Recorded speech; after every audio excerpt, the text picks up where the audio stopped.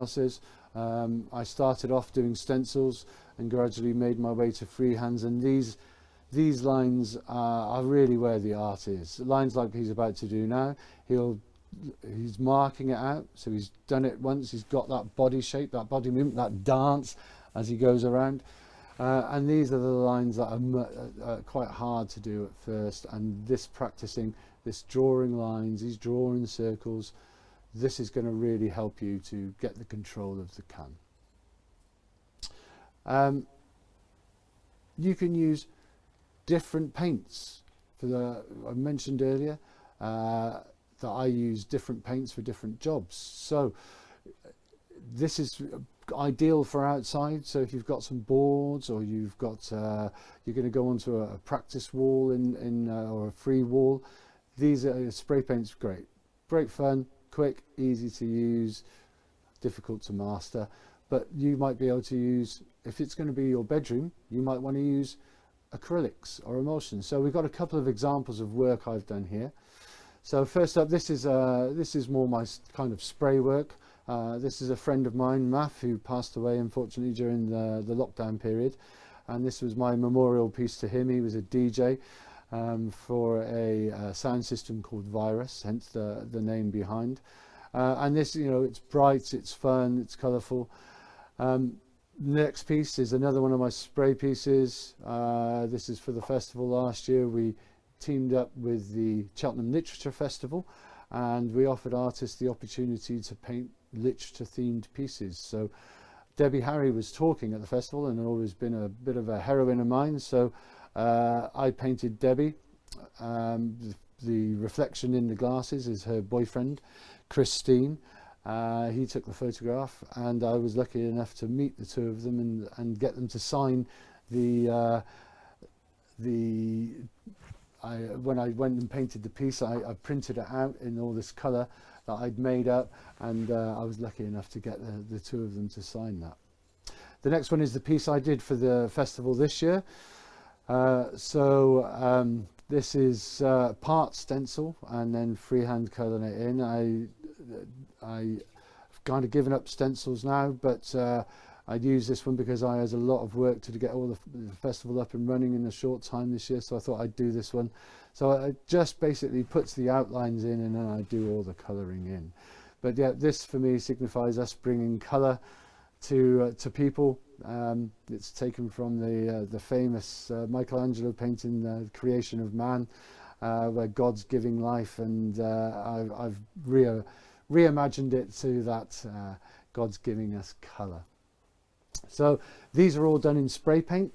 The next one is a commission piece that I did for the GWR, the Great Western Rail, and the top part that says Cheltenham is on metal. So I've used spray paint for that. I used a little bit of Posca for some of the very finer lines, but the bottom half is stone. So for this, I've used a masonry paint. If I'd have used a spray paint on that, it doesn't quite get into the stone as well. So it would have worn off within 3, 4, 5 weeks. It would have maybe a little bit longer, but it would have gradually worn off. Masonry paint, it gets into the stone and it will last for much, much, much longer. So that will be there as a permanent piece now. The next one is some work that I've done with acrylic emulsion paints. So it's a mural I did for a bar in Cheltenham. Very random, I know, turtles and lines and flowers. It's very strange. The pillars on either side were actually just stone pillars. We painted them to look marble and put some wooden bits at the top to make it look like it was the top of a pillar. But this was all painted with just basic household emulsion. So these are all off the rack, straight from your local DIY store. I did use some acrylics to get some tonal differences, but generally 95% of it was just painted with household emulsions. The next ones are from the same mural. Oh, we've passed 2. So yep, that's from the same mural. So even all those skin tones and everything just mixed up. And what I do is I'll buy a a reddest red, a bluest blue and a yellowest yellow. And if you know anything about colour theory, you'll know that any colours can be mixed up from those basic three colours. Add a black and a white and you can get different shades of it too. Now the problem with emulsion paint is that even if you get the reddest red, the yellowest yellow, the bluest blue, it will have pigments of other colours in. So some colours can be difficult to mix. Skin tones actually not too bad, but if you want a bright purple or you want a bright green, that can be quite difficult. Tends to come out quite muddy. So you can buy your own. I'm going to be using a lot of purple or a lot of a bright green, I would probably just get it mixed up to create a mural. If you look at the next piece, this was a mural I did for an energy from waste centre. It was built up on the site of the first jet engines. So the mural depicts those jet engines that were the first developed here in Gloucestershire. The archway is from an old monastery that was in close to this site, and the landscape behind is pretty much what you. There's a big glass window in front of this, and that's pretty much what you can see from in front of it. Again, I'm mixing that green up.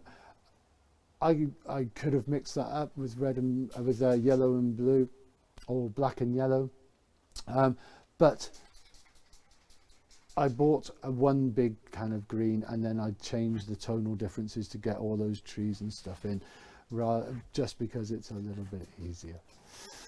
So the next one is one I painted with masonry paint. So this was for an outdoor mural. Now you can't use masonries indoors because they have CFCs. So they're made for outside. They're a lot faster drying. Masonry paint will dry in 10 minutes.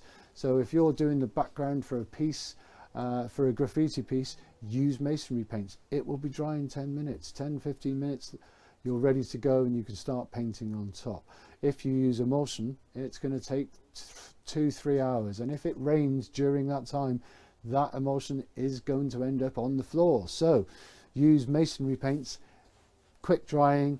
That's great for the weather conditions. Makes it a little bit harder to mix though. But yeah, this was a mural I did for a pub just outside Gloucestershire. They have two of the biggest racing stables in the country, and that's why they wanted to reflect that rich horse racing tradition that Cheltenham has.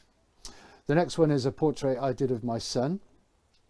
So this is painted, actually it's still on the garage, so below the Sky Art. So I've put more boards on top of it. My son didn't want me to paint over him, bless him. So this was a painting I did there, and then during lockdown I ran what was the first virtual festival. So all the walls from Cheltenham that artists have either painted on or we haven't been able to get permission for one reason or another, I put into a big folder and then invited artists to Photoshop and to put their work virtually onto these walls, which lots of artists did. And we then published that on the Cheltenham Paint Festival Facebook page, and lots of people thought that the festival had already happened and that they'd missed it. They thought this work was real, and this is a piece that I've been trying to get permission to do for a number of years. The wall's actually owned by Julian Dunkerton of Superdry, and unfortunately he hasn't given me permission yet, so I thought I would run it as a virtual piece.